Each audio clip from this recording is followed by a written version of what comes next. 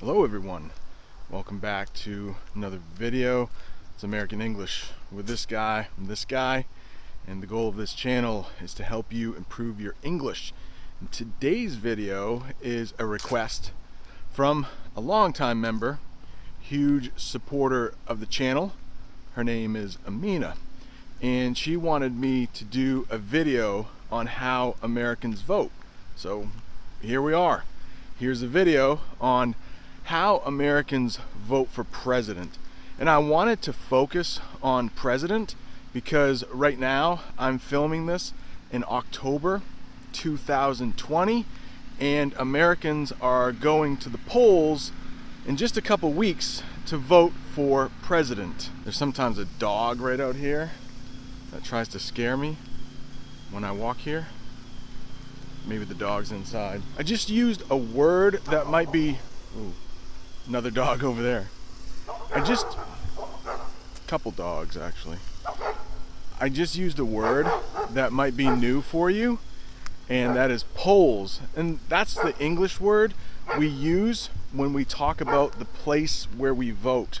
And the polls in my city are usually at a school. And it's usually in the school gymnasium where people will sometimes play basketball.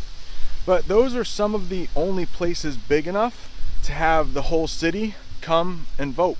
We just hit 2,600 subscribers today, so I want to thank you all if you have subscribed to this channel. Thank you so much.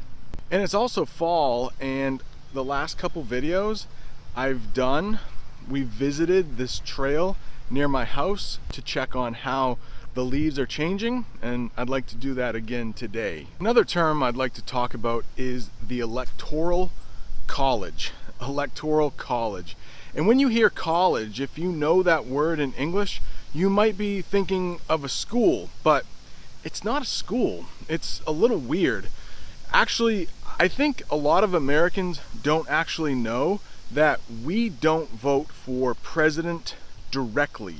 Like when I go to the polls and cast my vote, that's the verb we use when we're voting, cast my vote, I don't actually directly elect the person who I want to elect. It has to go through something else called the electoral college. Each state gets electoral college votes depending on how big they are. Where I live in Maine, in the northeast of the United States, we're a small state. We only get 4 electoral college votes. California, the biggest state, they have the most people, they get 35 electoral college votes. It's definitely starting to look a little more like fall in the trail now.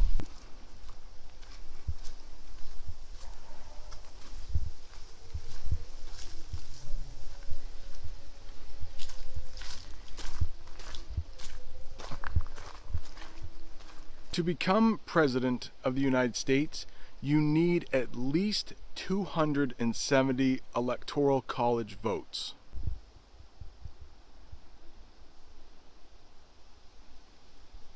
When this country was first started, we had a group of people we call our founding fathers. Yes, they were all guys, they were all white guys, but the founding fathers were the first people to make rules for our new country. And many of them thought that the American people were not smart enough to directly elect the president. They wanted something in between, and that's where we got the electoral college. I will use California as an example because my state of Maine is a little different, and I will talk about that later. But like I said, California has 35 electoral college votes. When the people of California go to the polls to vote, they are either going to pick Trump or Biden to become president. And spoiler alert, California, they always vote Democrat, so Biden will win California. He will get 35 electoral college votes. And the way it works is whichever candidate, and candidate is the term we use when somebody runs for office or runs for president, whichever candidate gets the most votes for California. Even if it's just by one, they will get all of those votes. The states do not split up their votes. Unless you're Maine, we actually do. If you look at the map, back in 2016, Hillary Clinton, in blue, she got 3 out of our 4 electoral college votes. Trump actually got 1 vote, so he got about a quarter of Maine's total votes. The only other state that splits its votes is Nebraska, and they're another small state.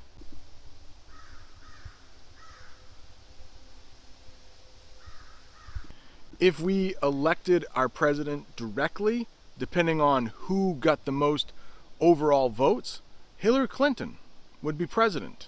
But again, we don't directly elect our president. It's the electoral college who votes for us.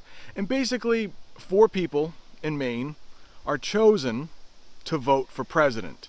And they always look to see who the people voted for. I don't know the 4 people who vote for our president in Maine. Their names aren't really known, but they always go with the people. They never go against the people. So if Maine goes for Joe Biden this year, and I think they will, Joe Biden will probably get all of Maine's 4 electoral college votes towards that magic number of 270. Are you confused yet? This is really pretty difficult to understand, and like I said, I don't think most Americans know about the Electoral College. Well, maybe most do. Probably more than 50% do know it, but I bet there is a large chunk of people who do not know about the Electoral College. And we always go to the polls on the first Tuesday in November. That's election day in the United States. Right now, as I'm filming this, October 2020, most people, when they are asked, say that Joe Biden will become our new president. But be careful. This time in 2016, most people were saying Hillary Clinton would become our next president, and we all know how that turned out. The states out west, like Washington, Oregon, California, they almost always go Democrat. They are blue states. The states in the south, Texas, Arkansas, Louisiana, Mississippi, Alabama, they almost always go Republican, so we call them red states. And there are other states we call swing states, which mean every 4 years when we elect our president, they could change. So states like Florida, sometimes they go Republican and they're red, but sometimes they go Democrat and they're blue. A lot of people think they are going to go Democrat this year and vote for Joe Biden. The states where I live in New England, Maine, Massachusetts, New Hampshire, Vermont, Connecticut, Rhode Island, they usually go blue. They usually go with the Democrats. New York too. New York's a big state. They almost always go blue. But some swing states are right next to New York. States like Pennsylvania, Ohio, Michigan, Wisconsin. To be honest, presidential candidates don't visit my state that often. Our votes really don't matter that much, to be honest. They will often visit swing states, states like Florida. Georgia used to always go Republican. Now they are considered a swing state. They might actually go for Joe Biden this year. They might be blue. Pennsylvania, Ohio, Michigan. Presidential candidates spend a lot of time there campaigning, trying to get the people's vote. I hope that's not too confusing. If you want more videos on this subject, I will put a couple links on the screen. One where I talked about primaries, and that's how we come up with the 2 people who run for president. And below that is a playlist of American government videos. Thanks so much for watching. See you next time.